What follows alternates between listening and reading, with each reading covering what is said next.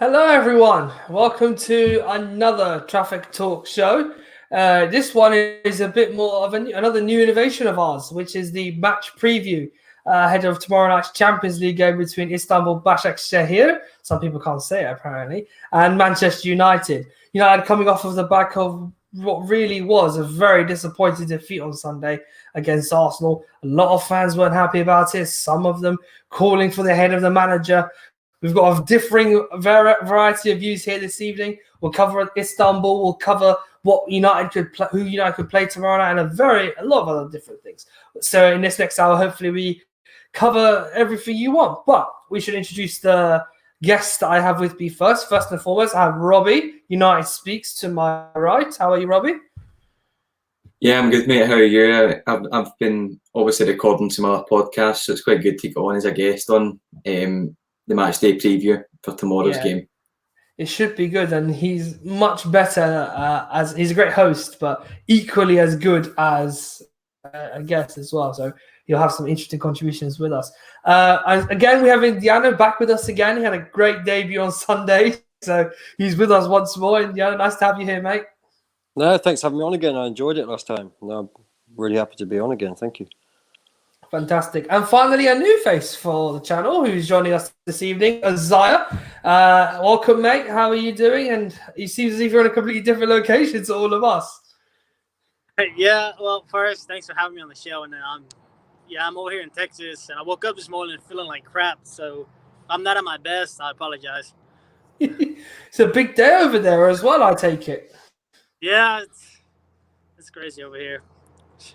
Yeah, fingers crossed. Hopefully the right decision is made. We are recording this on the day of the US elections, so big decision is to be made where Isaiah is, and we're all watching with bated breath. But we're here to talk about Manchester United. We're here to talk about the Champions League. But before we look forward, we look back a little bit. Now, we did a preview with Cam on Sunday, and I'm sure if you did tune in to watch that, it was one of the more interesting shows that we did as we reviewed Manchester United's rather poor performance against Arsenal, losing by a solitary goal to nil. We covered a lot of things in that game about that game, varying from Arsenal's high press, Partey's influential performance, and a really bad day in the office for Ole Gunnar Solskjaer's team.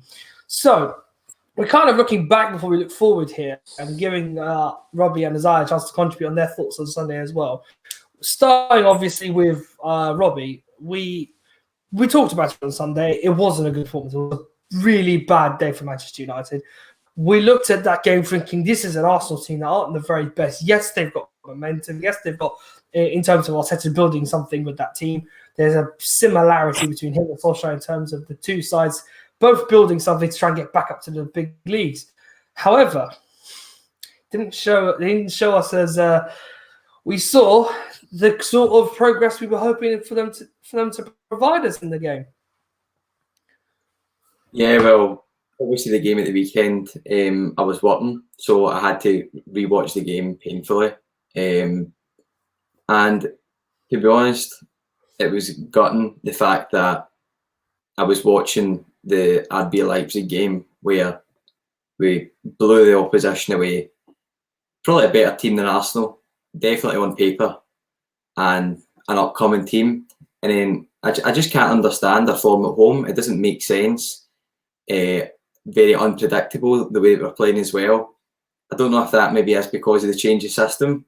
Maybe you guys can talk about that, but the way that we keep moving around the park, it feels as if some guys look as if they don't want to be there.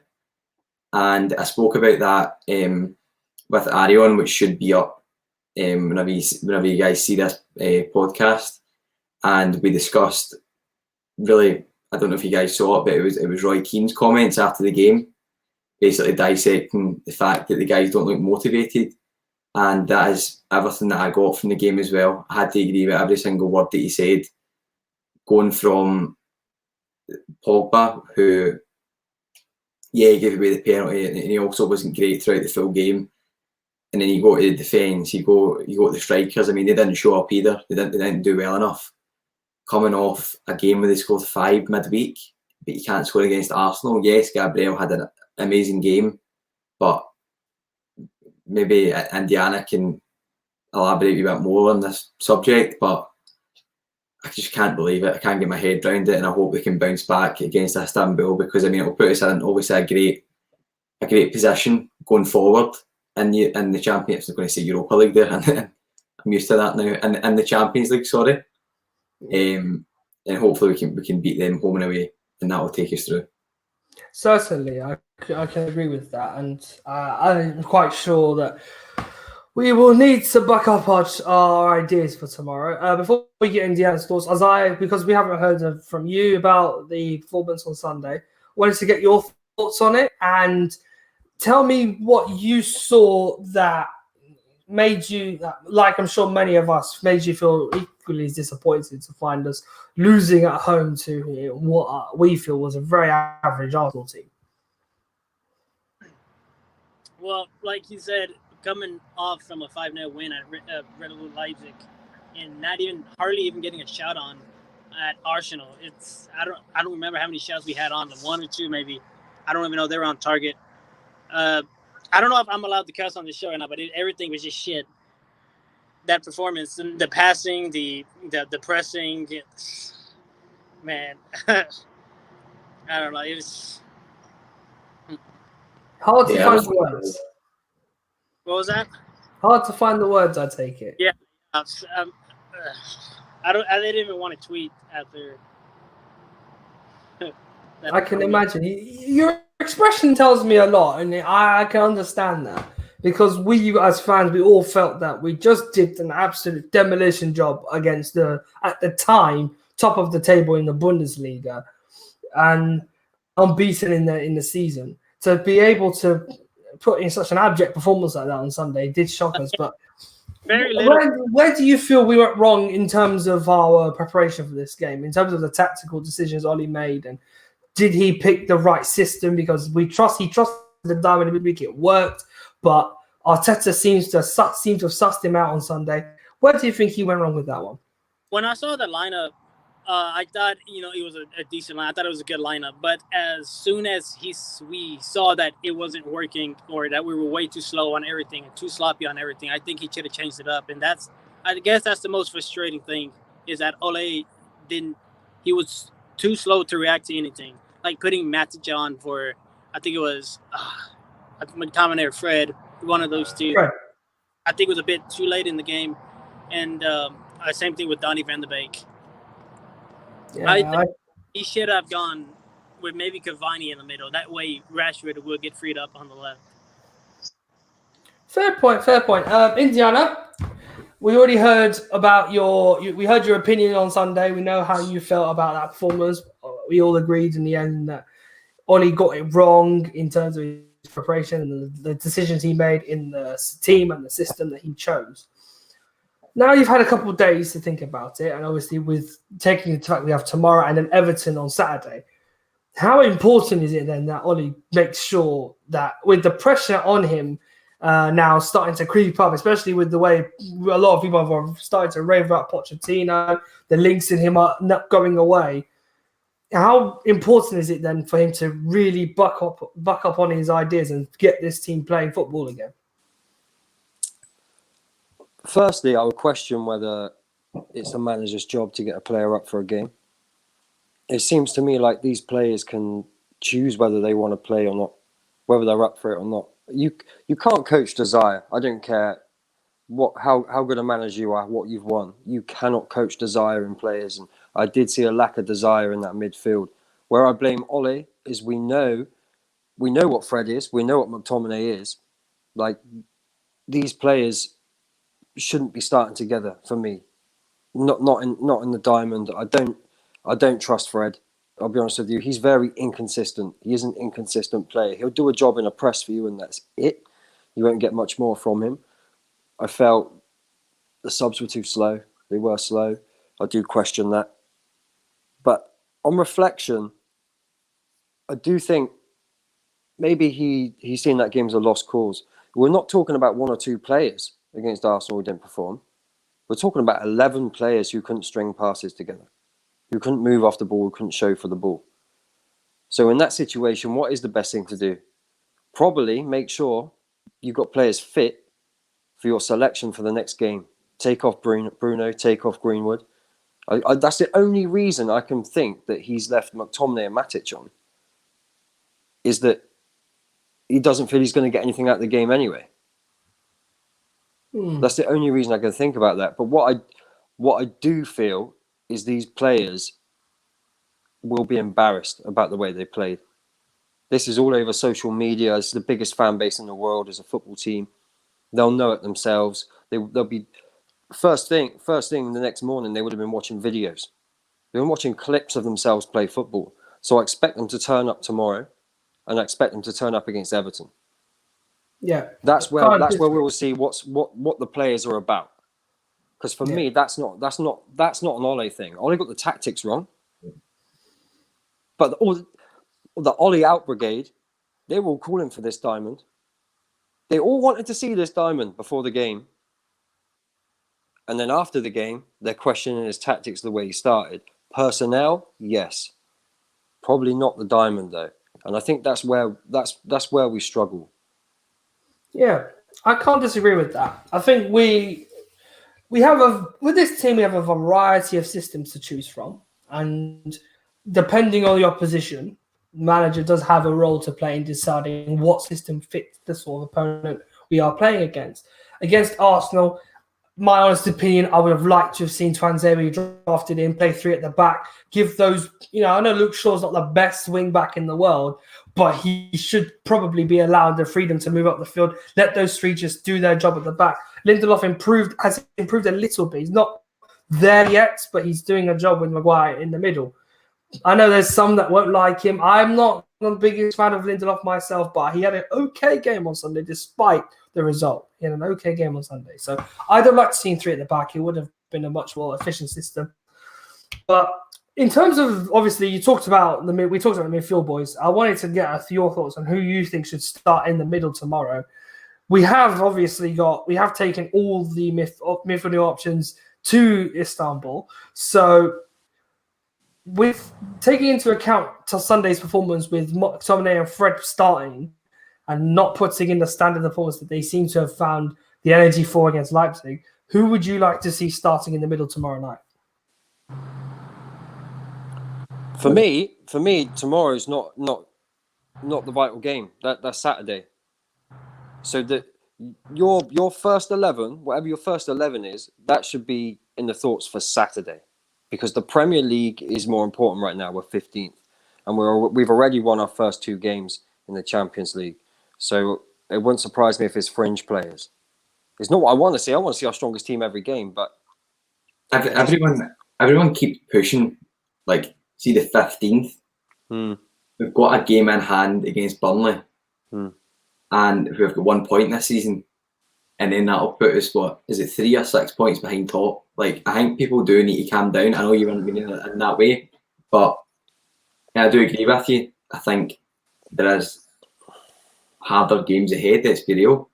And we're obviously going to talk about Istanbul soon, but as you said, Indiana with the Premier League is way more important, and the game against Everton, even if Ole does win on Wednesday, I do believe if he loses on Saturday, his job will be really scrutinised by, it already is at the moment, but by, the board, and who have really no right, because, I wish we could scrutinise them and get them out, but that's probably going to happen, and it's just a ticking time bomb for Ole, which I do feel bad for. But formation, I would choose Bruno Fernandes in attacking mid. I think you guys can all agree he's sensational, probably our best player.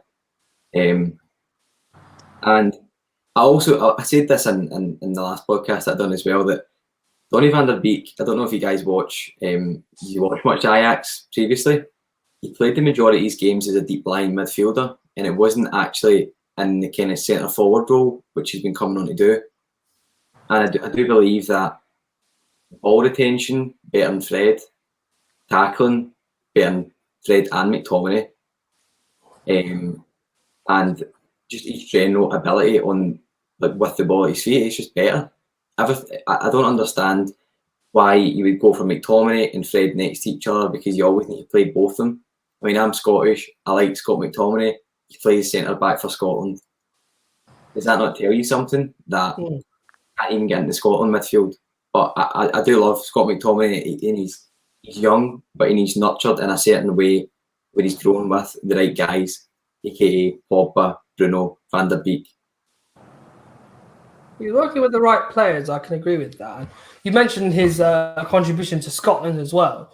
It'll be interesting to see what happens in the international break when you meet Serbia in that massive playoff final. So whether he commits to the centre half or not, we'll definitely see. Big game, I know. But we'll stick to the Reds for now. Trying to simplify this.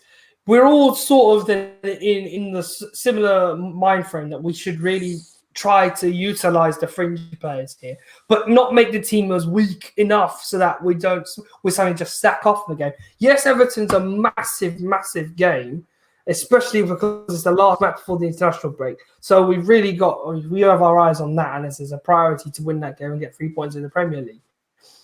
We should try our best though not to underestimate this Basaksehir side. So very briefly, do you hope at least that United can get the result, and if they are able to wrap up the game quickly, get those players off, rest them for Saturday as soon as possible? Yeah, they got 5 subs in the Champions League, so there's a benefit there. I don't mind us starting strong. I don't mind that, as long as Ollie's willing to make those substitutions and prepare us for Saturday. Because I agree, we're only 6 games into the season, but the pressure is on. The pressure is on when you're Manchester United and half your fan base don't want the manager in place because it's just laziness, really, to blame the manager for what's going on at Man United. That's a lazy thought. But the pressure is on right now, and he's got to start getting some results, back-to-back results. He needs to go on a run of games. So I don't mind us starting strong, but I do see Henderson maybe starting in the Champions League. I think that might happen in goal. I do. I think we might see Twanzebe come in. Maybe Brandon Williams for Wan-Bissaka. I'd like to see Cavani and Greenwood start as a partnership. I think that would be quite good. Save Rashford and Martial for the Everton game, but have them on the bench ready to go. Donny van der Beek, for me, I'd like to see him starting against Everton. So I'd probably throw Pogba back in. Bruno will start. Ollie loves Bruno, and we all love Bruno. He's not going to be long before he's captain for me. Harry Maguire always starts, so I'll be surprised if he didn't. Telles hopefully will be available come Saturday, so we'll probably see Luke Shaw again. We'll probably see McTominay again. Fingers crossed we do. Just having a look at something here. Yeah. Just Isaiah, give me your idea on who you think should be playing tomorrow night. Mine? Okay. Yeah. I think Henderson will start and go. I don't see him dropping Maguire. He doesn't drop Maguire for anything. So I think Maguire and Lindelof will. Or if Bailly, I don't know if Bailly is back. Is he back? I can't remember. No, he's still injured. Okay. Yeah, I think he'll go with Lindelof and Maguire again in Shaw. And I can see Brendan Williams going again. I don't think he'll drop Wan-Bissaka, though. I don't think he'll play the whole game. But I think Williams will come off the bench for Wan-Bissaka. But I think Wan-Bissaka starts. And in the midfield, I'm going to go with Donny van der Beek. And I would probably Fred and then maybe Pogba. I think after Pogba's game, he's going to want to play again. At least when I used to play, if I had a bad game, I would want to go out there as soon as possible and get the momentum back on my side. So, and I think he'll go with Cavani down the middle with, I would say, I can see Rashford coming off the bench for Daniel James, maybe.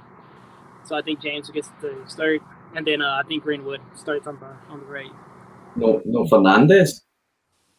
Nah, I don't think so. I think he should sit out this game for at least. Big call. What makes you think we should keep Fernandez from playing tomorrow night? Are you thinking that really reduce the risk of injury, or just because Saturday is more important? What was that? Is it the reason you say? Is there a reason why you feel Fernandez should not play tomorrow night? Yes, he's our in reality, he's practically our most important player right now. Why would leaving him out benefit United tomorrow night, in your Yeah, opinion? I just don't see. I think he'll maybe come on, but I just don't see a reason for him to start. I think I don't think Donny Van de Beek is going to start against Everton. So if you're going to give Donny Van de Beek a start, it should be against tomorrow. Fair enough. Okay, let's focus on the opposition very quickly. This is where I've done my research, and there's a reason why you shouldn't underestimate Istanbul. They are the champions of Turkey. Now, there are some massive clubs in that country, like Fenerbahce, Galatasaray, and Besiktas. We've met them before in Europe. We've had some interesting times in Turkey before as well. Many will remember the times where we went to Galatasaray in the very first ever meeting against them, and the welcome to hell chants, the intimidating atmosphere in Istanbul that night. It was an interesting time when we used to play Turkish sides. It always came up with an interesting style of play, a level of grit and determination. They beat United a couple of times as well, have the Turkish sides. Fenerbahce beat us in '96, I remember, at Old Trafford. I mentioned the Galatasaray game where they beat us in 2 legs. They've done very well. But this Istanbul side cannot be ignored. There's a very good unit there. The manager is Turkish, so it breeds home. It's a homegrown sort of thing. They play at a stadium which is named after the legendary Turkish manager Fatih Terim. He's won the UEFA Cup with Galatasaray, but has been a pioneer to Turkish football, helped them get to the semi-finals of Euro 2008.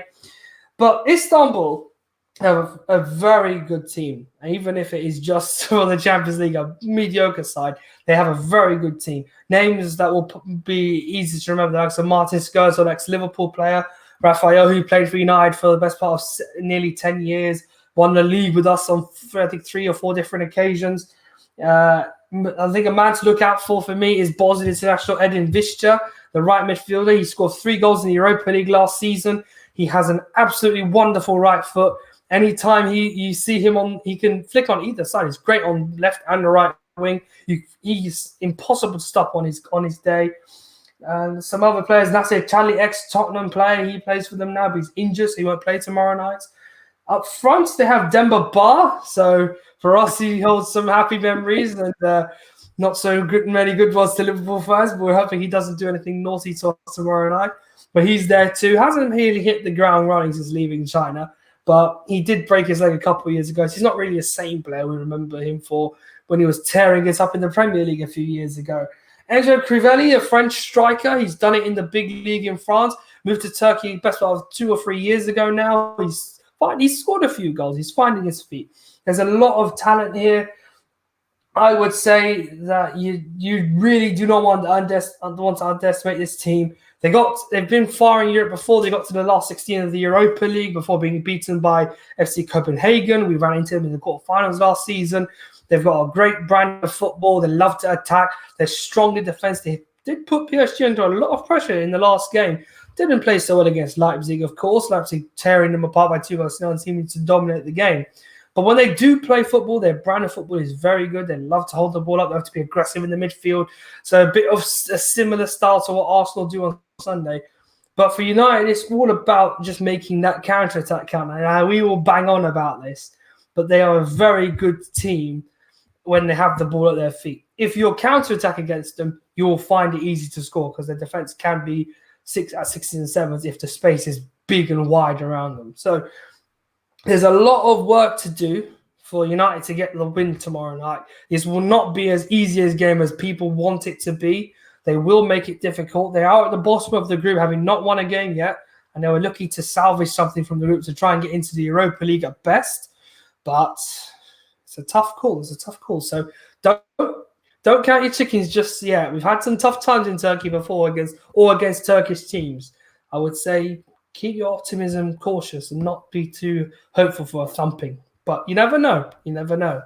So let's move on to a more important matter. Seeing as we're all itching to talk about Saturday, I know we are talking about the Champions League tomorrow night, but we want to really sort of hammer the point home about how important Saturday's game against Everton is now. With Everton having lost on Sunday and not looking anywhere remotely similar to the team that they have been at the start of the season, they're starting to struggle a bit. The likes of Richarlison, Luca Digne suspended. A few players are starting to pick up injuries now. Jordan Pickford was dropped on Sunday for Robin Olsen. He didn't make a difference. They still lost the game. Errors are starting to break into that team.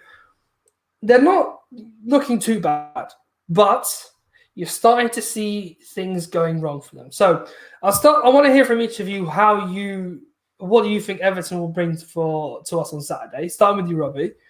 I am hoping that we have a bit of optimism on this one. Yeah, so with Everton, obviously we'll have a complete match preview out on that as well. But just obviously just a wee bit about the game just in the future, because I mean I think we all know this is a way more important game than Istanbul Basaksehir. I think that's how you say it. Yeah, on Wednesday. So Everton, as we all know, they've been playing well this season, but recently they've been found out that their defence really isn't that amazing. Michael Keane has been playing decent, but even Luca Digne, I don't think he's had a great start to the season. And obviously he's not playing on Saturday. He got a red card. So I think there always is the chance. I mean, at least we're not at home, because I don't know what is going on. I don't know how you can get motivated to play at Old Trafford, as Roy Keane said. Crazy, but we would all dream of playing at Old Trafford, and then you get players who are on 200 grand a week and they can't even do it. But it's another conversation for another day. The important thing, though, we can take it out of this before I bring the other guys in, is that after Everton in the Premier League, we have Southampton and I think West Brom. So I know Southampton are not an easy team to play against. We learned that the hard way last season. But we should pick up points against West Brom. So realistically thinking, if I just look at our fixtures coming up very quickly, we've got to win at home to West Brom. It's a home game against one of the lowest, probably one of the relegation candidates. If we don't win that game, I don't know what we're going to win. And then we go away to Southampton for our next home game. In fact, we go away to Southampton and West Ham before the Manchester derby. So that's our next game in the league at home. So we've got quite a run of away games in the Premier League before we have the Manchester derby on December the 12th. So we need to win at home. But as you said, winning away is equally as important. Indiana, I want to hear from you really quickly. You've been hammering the point that this game is very important. I've just alluded to the next three in the Premier League, where we only have one before we go away 2 times to Southampton and West Ham. So West Brom are the team we play. It's crucial we pick up points here and then start to build momentum to that game in a week's time. Yeah, no, 100%. Firstly, I think Luca Digne that was reduced. Red card was rescinded. Yeah, so I think he is playing on Saturday, and that guy's a baller. Like I wish we signed him. I really like him. He's a great player. He can cause us some problems, I think. It is a big game. That is the big game. Don't underestimate anybody though right now. That is the problem. It's such a weird season. We've never seen a Premier League season like this, ever. Like you can't call games. Do not go to the bookies. Do not put bets on a winner, because it could be anyone. It really could. I think when it comes to Everton, Richarlison's out. He's a massive part of the way they play. Him and Calvert-Lewin, the way they both press, they take it in turns to go up and press the ball, and then they drop back in. They're really disciplined. Without Richarlison, they're a very different side. I think it's a sort of game where I would like to see the 3-5-2. I think I don't think the 4-2-3-1 is going to work for us very much. I don't think Ollie wants to use that. I think he is seeing 2 strikers up top and being able to rotate the 4 of them. But that in mind, we also have Martial back. So, you know, we could see 3 up top. That could happen, but I just don't feel he's going to go for it. I think he needs to be quite safe with Telles coming in as well. Telles and Cavani. I mean, I can't wait for those two to link up. I really can't, and I hope we see that on Saturday. Again, I think these players are going to bounce back. I have to believe they're going to bounce back. I can't see another performance like we did against Arsenal. So Everton's a very tough game. They'll be up for it as well. It's a game we're looking forward to, but I expect to win without Richarlison, with Telles back, Martial back. I expect to win that game, and I expect to win. Taking nothing away from Istanbul, I expect to win tomorrow as well. Fair point. Isaiah, your point. You want to contribute here, mate? Yeah, I think the favor is a little bit on our side because I don't think Everton has won a game without Richarlison. If that's correct. But I do worry about the Calvert-Lewin, who's very good in the air. And everyone knows I'm a huge fan of Lindelof. I've always backed Victor Lindelof, but maybe he isn't the player to go, the defender to go with against Everton, because of how dominant they are in the air and how they can be dominant in the air. Sorry about that. Yeah, I'd say the same thing about that too, where they've utilised his good form to their advantage. We cannot ignore, though, another massive element in Everton's team, the Mercurial James Rodriguez. He's been amazing for them since he's arrived in England, and many obviously we know well, true and good, how good he can be. We've been linked with him numerous times in transfer windows gone by. But we've seen how good he is now in the Premier League, playing under Ancelotti, a manager he knows who can utilise his strengths to the team's advantage. We can't ignore Alan as well, the Brazilian. The man cleans up all over the place. I mean, N'Golo Kante would sometimes be shaking in his boots at the sight of him. He's played so well this season since arriving from Naples. Those two have transformed that midfield. Doucouré has played some feet at some moments where he's played fleeting appearances where he's played very well as well. I feel, though, our danger men here are Alan and James Rodriguez. Those two will make the difference in this game if you let them do it. So as important as it is for us to score and win, we have to stop that midfield threat, like we failed to do on Sunday. How key is it we stop those two from making the difference in the game? Massive. It's huge, and for that reason, I would be dropping Pogba. I'd be dropping Pogba. I'd be playing Bruno, definitely. Again, I think Bruno is an 8. He is an 8. Like we don't have a 10. We don't have one. We've got one CDM in Matic, and the rest are all box-to-box midfielders. The one thing with Pogba is he won't do a defensive job for you anywhere on the pitch. He won't do that. And you never know what Pogba you're going to get. So I'd like to see Bruno come into that midfield and run that midfield. I think is a bit more intensity from him. Whether Fred can play in there with Matic, because Matic has to be in there. Matic has to be in there on Saturday. That has to happen. Whether it's a double pivot with Fred and Fred works round him, I don't know. If he goes with the 4-2-3-1, that might work. But whatever happens, we have to see. I think we have to see Bruno and we have to see Matic. Fair enough. Isaiah, very quickly from you, because we've got to get back to the game at hand tomorrow. What was the question?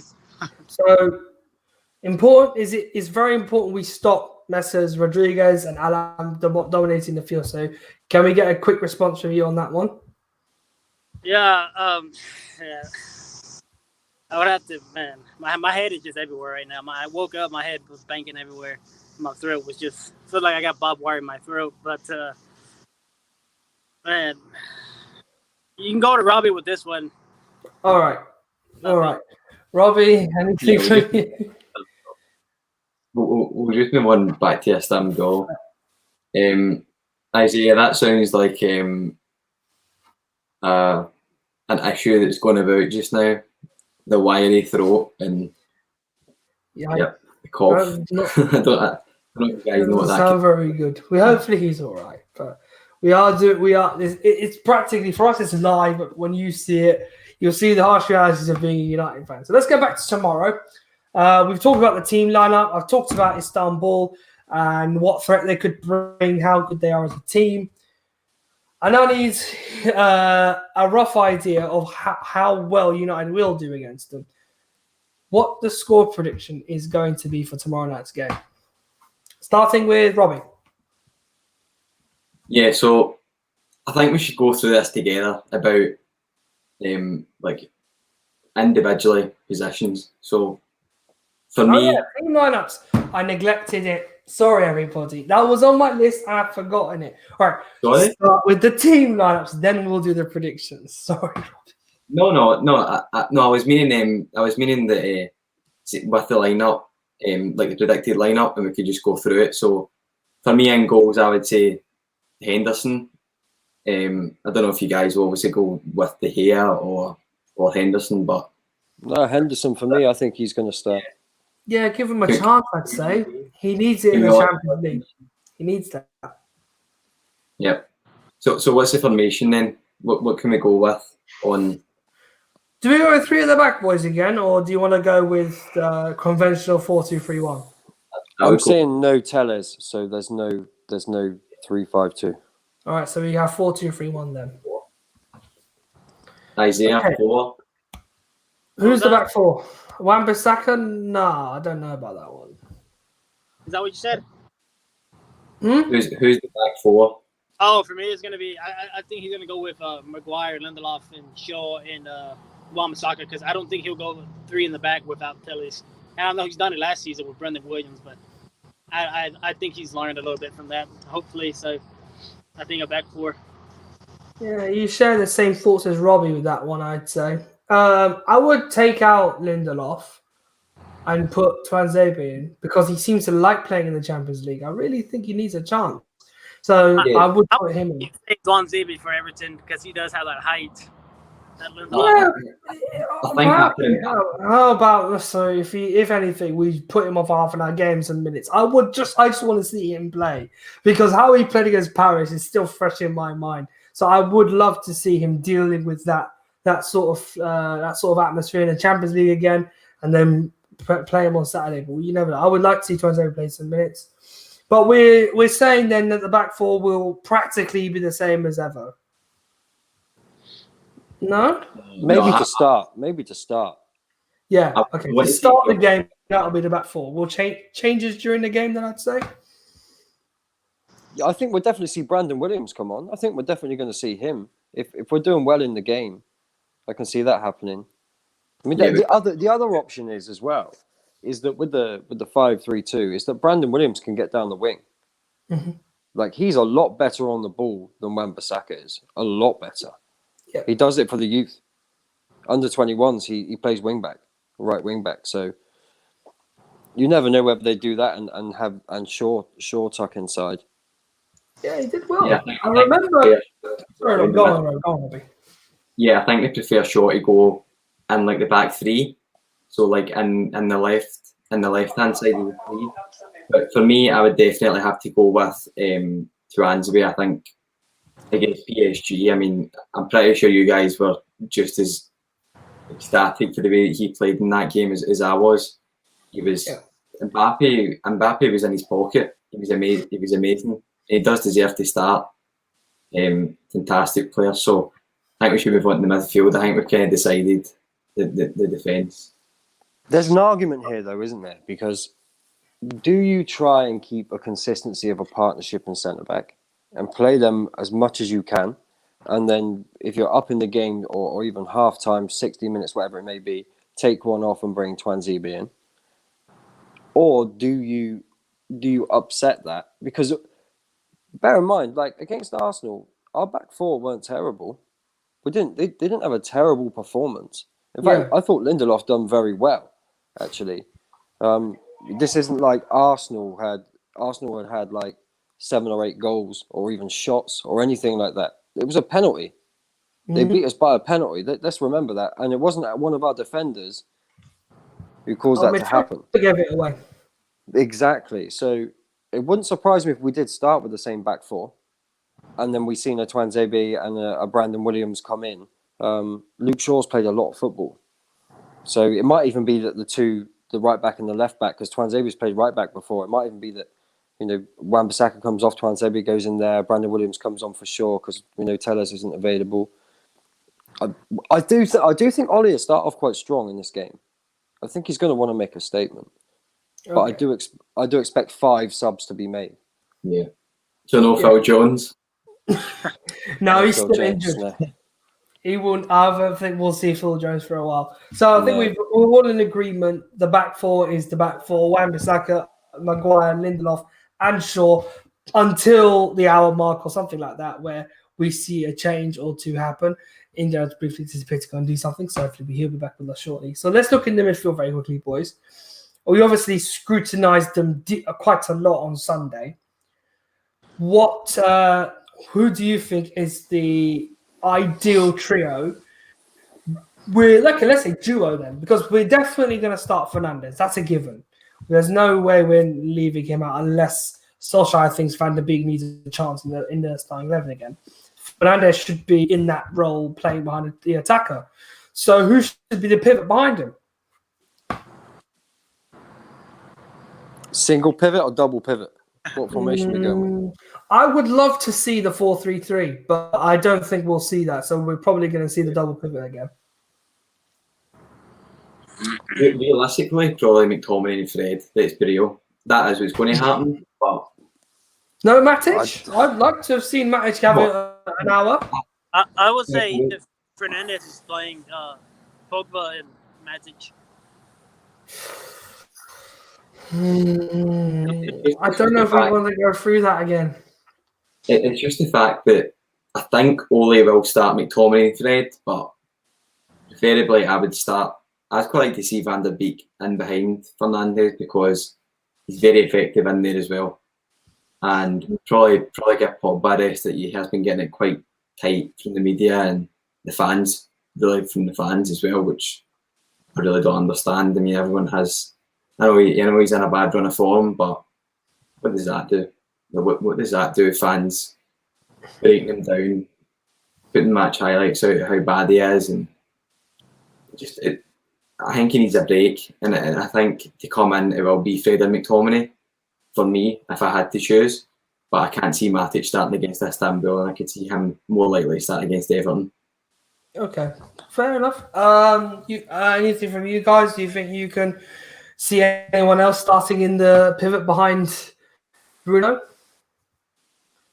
I don't want to see Fred and McTominay starting together ever again in a double pivot. For me, I don't want to see any more dilly-dallying on the ball. 7 touches when it should be 1 or 2, turning into trouble. Fred with his back to goal he's got no awareness. Like, say what you like about Matic, but Matic is the only one with awareness under pressure. That's unfair. Scott McTominay his awareness is pretty good under pressure. But I think we need to see a bit more movement in front of them, and Pogba didn't show enough, and maybe the manager can tell whether he's in the right frame of mind. Maybe we have to trust that. If Pogba's starting, we have to think that Pogba is in the right frame of mind, and it's because he wants to prove, he's determined to prove that he is that player. Or if he doesn't start, maybe he's not ready, and Ollie's saying, "Look, you cannot play," and maybe we'll see a Fred. I don't know. I think Bruno's going to play. I just feel Bruno's going to play in there. But I would like to see Van der Beek start. Ideally, for me, if it's the 4-2-3-1, I'd like to see Matic and Bruno playing a bit deeper, Van der Beek in front of his movement. That's what I'd like to see. That interchange. I like an experiment. Well, I think it would be interesting to see what Van der Beek can do from deep. As Robbie pointed out, he has done it before. I'm sure we all watched Ajax's run to the semi-finals and how pivotal he was playing in that role, supporting the midfielders and winning the ball back with Frankie de Jong in that team as well. Those two together were quite mercurial, and it was wonderful to watch. I watched them live when they played Tottenham. They were brilliant that night, those two. So it shows testament to that. From you, do you think we should? I just looked at the time. I totally lost track of it. I got 30 minutes to be where I have to be. So I was going to ask if I just sign out. It's all right, no problem. But before you go, give us a score prediction then at least. Yeah, my mind is just everywhere right now. So. You sure? No idea what 6-0, 5-1, 8-1? Oh, yeah. Tomorrow? Yeah. Yeah, I think we'll win 3 now. All right, cool, nice one. Well, Isaiah, no matter what, how little or how large it was, your contribution has been fantastic, mate. Thanks for coming on. We'll see you very soon, I hope. It was good seeing ya. And Cheers, pal. See you. yeah. Okay, so us three left then. We've pretty much then agreed that the trio midfield must not have McTominay and Fred. So we are agreeing that Matic should start that game tomorrow if you don't want to see those two together. I need to disagree. Yeah? Yeah. I just Matic plays 1 or 2 games a month, and I don't think it should be against Istanbul. Like he doesn't play that many games anymore. And I think we need to keep him for the key games, the key fixtures, which Everton has one. The Manchester Derby is another. I agree. I can't disagree with you. Like, I don't know whether Ollie would start him for some stability if he's going to play that formation. Someone's a bit more solid for the first half, and get us ticking. Yeah. At the end of the day, we needed different guys in the window, and we didn't get that. So it's very hard to sit here and pick the best team whenever we really didn't get our number one targets. I mean, as I said in the previous podcast as well, going back to that, me and Arion from United Report, we kind of went over the fact that we didn't get any of our first choice signings. And Jude Bellingham, for me, I think he was one of our first choice signings. Even him, because for me, I have watched Birmingham play, and he's very good box to box, very young, aggressive. What more could you want? I mean, 30 million, and we're spending that on other players that are the same age. I think he's probably the best you're going to get at that age. It's frustrating time. Yeah. I know it's hard that we didn't get the targets we wanted. Personally, I know I'm sure you'd agree with me that we all wanted Thomas Partey at least. I've been seeing him play on Sunday. Now we see what we've missed out on. So, for the future, DM is essential. He would, personal opinion, I would have liked one in the summer, but all eyes were on Sancho clearly. But so if Matic can't play and we don't want to see McTominay and Fred, we're saying Van der Beek should start with Fernandes playing behind the attacker. Fred alongside him then? I don't think Indiana would be pleased about that one. I don't want to see that. I really don't. It's hard to pick this one because McTominay and Fred normally play together. Ollie loves playing them together. But if we're going to put Van der Beek in with Fernandes... I just don't know who you want to play though. Like there really isn't anyone else that can play in kind of, let's say, Pogba's position apart from Fred on the left side of the three. It's a hard to play. I don't think he's going to play. I know you won't like. Yeah, that's my thing. I know you won't like it. Sorry, go on, mate. Go on. Sorry, I was just going to say, like, I don't think he's going to play Rashford. So if he's not going to play Rashford, is he going to go with the 4-2-3-1? Is he going to force the diamond? Is he going to carry on with the diamond? Remember, if he forces the diamond, it's Cavani and Martial, isn't it? I don't know whether Martial plays tomorrow. I don't think he plays till Saturday. I take it into consideration Saturday, so you might be right there. But then he might need match fitness. I mean, you just don't know. It's so hard to say. I mean, you look at Juan Mata, who has really been on top form recently. But you know what? Mata should play tomorrow. So one way or another, we have to get Juan Mata involved. I feel like Sorry, Ahmed, it just came to me. What I think it will be, McTominay next to Fred. That's what I think it will be. Not what I want it to be. That's what I think it will be. And it will be Van der Beek and just off the striker, and Mata and Dan James. And it'll be okay. I think Martial will still start up front, but I think that's what it will be. Okay, so no Fernandes at all then in the starting 11? No, going back to the game, what was it? The game that Fernandes didn't start. Didn't it start against Leipzig? It was Leipzig. Yeah, I don't think he'll start. I don't think he'll start anymore. I completely forgot about Okay, fair enough. I mean, yeah, we take that into consideration because he didn't start last week. He came off the bench and made an impact from there. So interesting to see what happens if he doesn't play tomorrow. But I mean, we've got to come to some sort of agreement here, Indiana. I think the best thing we should do is listen. I'm happy with whatever. I don't. When it comes to the actual game, I don't care who plays really, as long as we play well and we win. Like, I think you've got a case for Dan James playing. You've definitely got a case for that.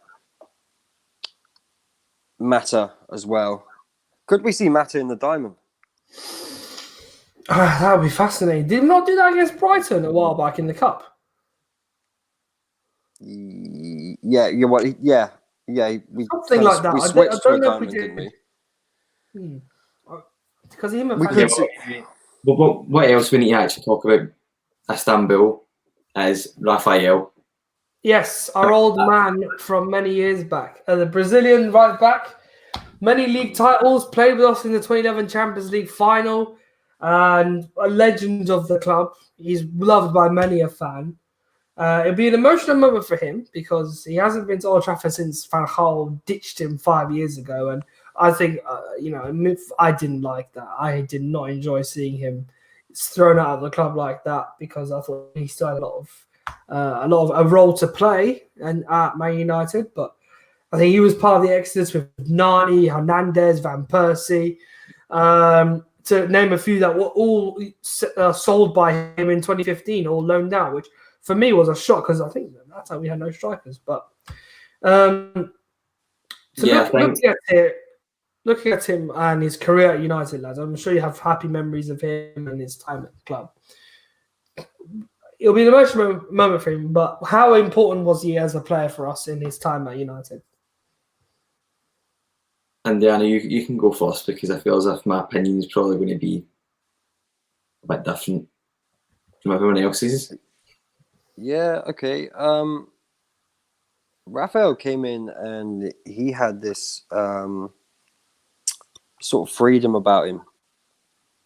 He was just going to play the way that he wanted to play. He was a bit naive when he started out, but he's one of those players you watched, and game by game you could actually see the improvement with him. I thought he was. I never seen him back out of a tackle. He was pretty good on the ball. He was good at putting crosses in.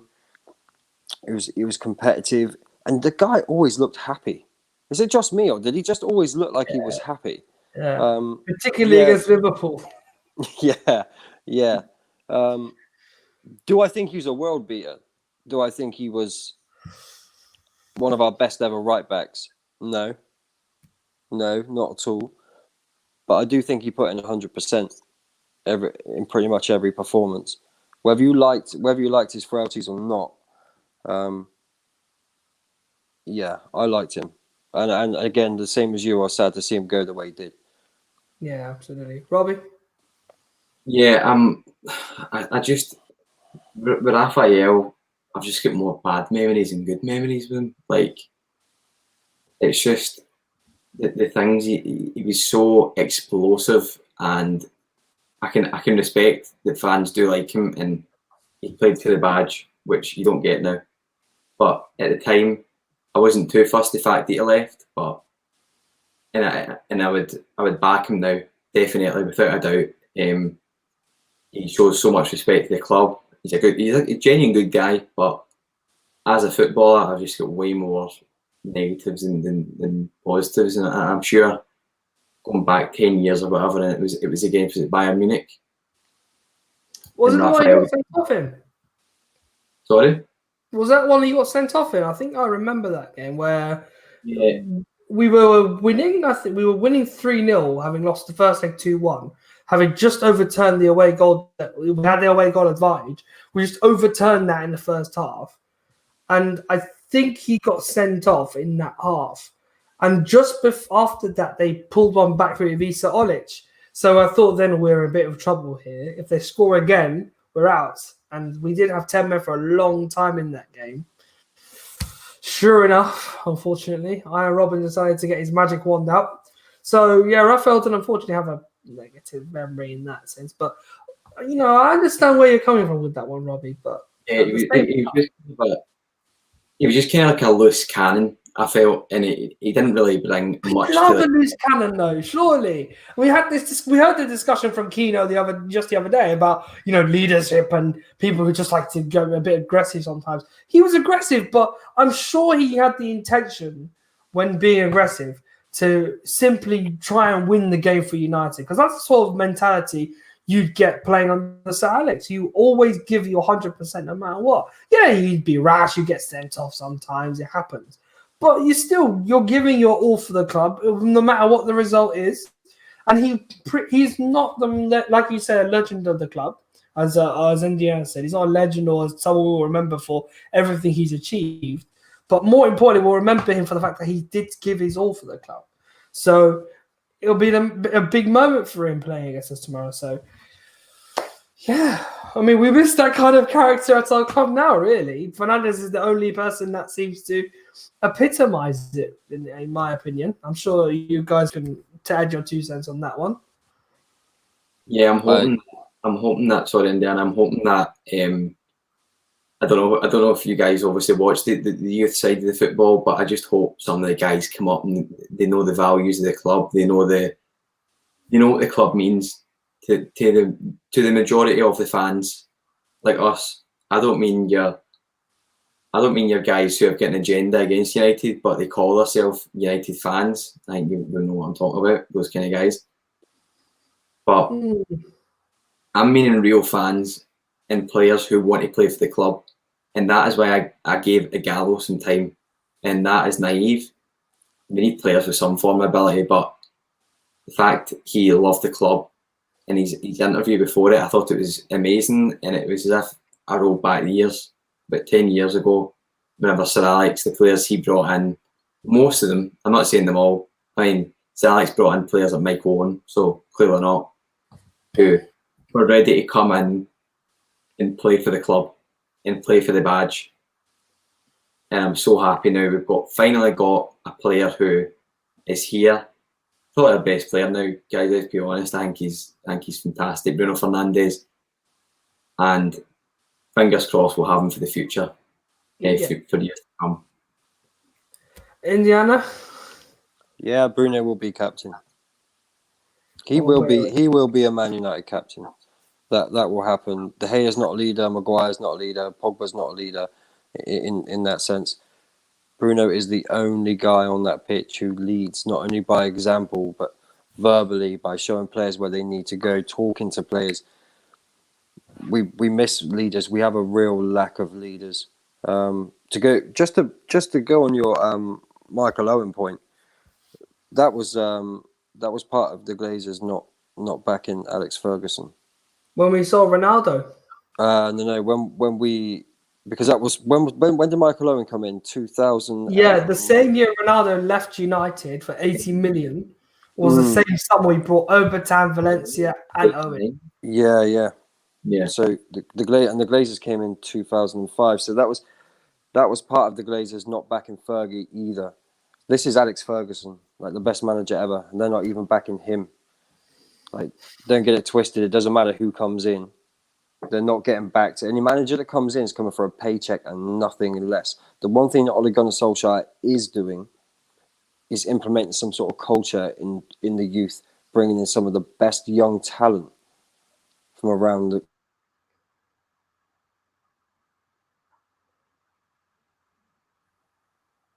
He's cut out. Poor fella. Is that your microphone? Sorry.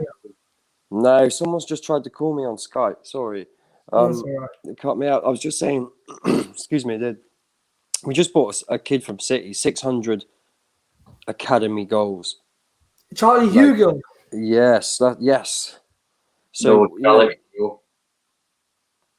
Charlie McNeil, my apologies. McNeil. Joe Hugill's the under-18s guy, yeah. No, Joe Hugel is there's 2 of them who are fantastic. One is Joe Hugel, who came from Sunderland, and he's been fantastic. He's 17 and he's been playing for the under-23s. He's bossing it everywhere. We'll see him soon. And Indiana, sorry, just to jump on your point about the guy who scored over 600 goals. I'm guessing you're talking about Charlie McNeil, who played with Manchester City. And fun fact, we've actually got a compilation coming out with Charlie McNeil, with the first podcast, which is coming out. Sneak peek, letting you guys know, of the Academy Talk series, which will be hosted by Sam, and hoping some guys can come on and get involved. I'll always be on the show as I watch most of the under 23s and under 17 games. So yeah, hopefully everyone will be able to learn a couple of things about the youth guys from there as well. Nice cheeky plug. Hopefully you all go and see that when we start dropping them series. And that compilation on Charlie McNeil will be a very good one. When I heard that he scored 600 goals and he's coming to United from City, drooling is all I can say. We've reached the hour mark, guys. I wish we could talk for all night long, but I'm afraid that's our show for the evening. We've covered all sorts of bases about tomorrow's game, the future as well, with Saturday on the horizon. We will do a more in-depth preview of the Everton game on the channel, so that will probably be out on, say, Friday. So we'll record it Thursday and bring it out Friday for you, hopefully. But it's been a pleasure. We'll be having the review for this game tomorrow as well. I'll be hosting that too. We'll have Cameron on and then some more guests. So if you do want to join us live, we'll keep an eye on our socials, on the Traffic Talk podcast Twitter feed, and other socials will be in the description below. But my thanks to Robbie, my thanks to Indiana. It's been great having you here once again. I hope to have you guys back very soon. Hopefully tomorrow goes very well. And we hope for a Man United victory too. Until the next one, like, share, subscribe, and make sure to keep an eye on Traffic Talk's YouTube channel. See you soon, everyone. Bye-bye.